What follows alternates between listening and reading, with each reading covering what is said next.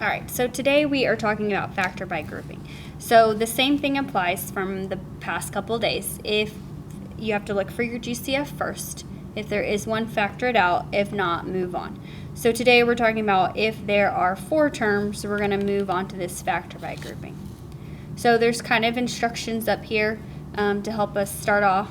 So the first thing is to group the first 2 terms together and find the GCF.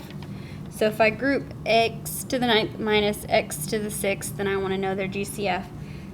They have 6 x's in common, so you're left over with x cubed minus 1.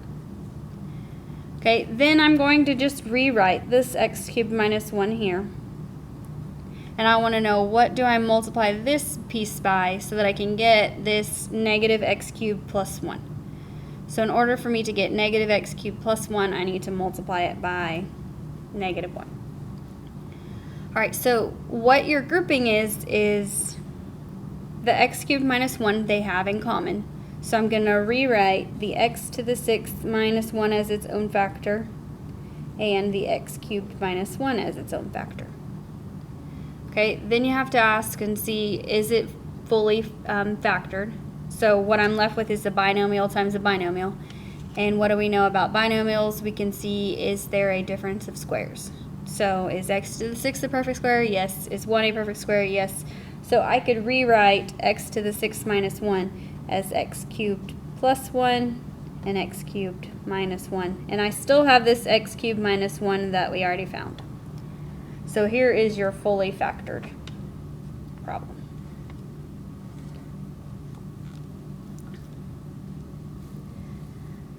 Alright, for example 2, if I look, there's not a GCF, so I'm going to do what we did on example 1. I'm going to group the first 2 terms together, 4x cubed minus x squared, find their GCF, so their GCF would be just x squared, and that leaves me with a 4x minus 1. Okay, I'm going to rewrite this 4x minus 1 and see what can I multiply it by to get a negative 4x plus 1. I can multiply it by a negative 1. So then to write your factors, you're going to take what they have in common, the x squared minus 1, and then 4x minus 1. And then I need to see, is this fully factored? So this first term, is that a difference of perfect squares? Hopefully you caught on that it is, so that's x plus 1 and x minus 1, and then times 4x minus 1. So here's your fully factored problem. And you can check this by distributing. So if I went and distributed the x squared, or the x plus 1 times x minus 1, got that answer, and then distributed that to 4x minus 1, I would end up with the original problem. Alright. On example 3, first question, is there GCF? Hopefully y'all are saying yes. So the GCF is 2, so I'm going to factor out a 2. And that leaves me with 5x cubed, or 5a cubed minus 10a squared minus a plus 2. So again, I'm going to do my factor by grouping, so I'm going to ignore this 2 for now, and I'm going to group the first 2 terms. So 5a cubed and 10a squared have a 5a squared in common, and you're left with an a minus 2. Okay, I'm going to rewrite the a minus 2, and in order for me to get negative a plus 2, I'm going to multiply it by negative 1. So my final answer is that 2 that we originally took out, and then my factors are 5a squared minus 1 and a minus 2. Now if I look to see, is this factorable further, 5 is not a perfect square, therefore I can't keep factoring that, and that's not, neither of those are perfect squares, so this is your answer. Alright, I want y'all to try example 4 on your own, and I'll give you a little bit of time and then I'll start solving it.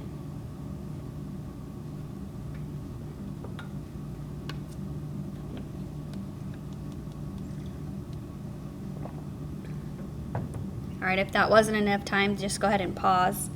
That way I'm not having just a bunch of dead air. All right, so GCF of the entire thing, there's not one. So if I group my first two, their GCF is 2x squared, and that leaves me with a 5x minus 4. So if I rewrite that 5x minus 4, in order for me to go from 5x minus 4 to 25x minus 20, I need to multiply by 5. Okay, then if we put our factors together, I have 2x squared plus 5 and 5x minus 4. And if I look, there's not a difference of perfect squares for me to continue factoring, so that means that this is my final answer. All right, hopefully that this made sense. If not, then you can always go find the link to it on my website and watch it again to see if it makes sense from there, or you can see if there's any other videos online that make sense as well. You will have A16 to work on. Make sure that you are doing it and you're asking questions and you're working together. That way you will be ready for the quiz that you have to take at the end of class. All right, good luck.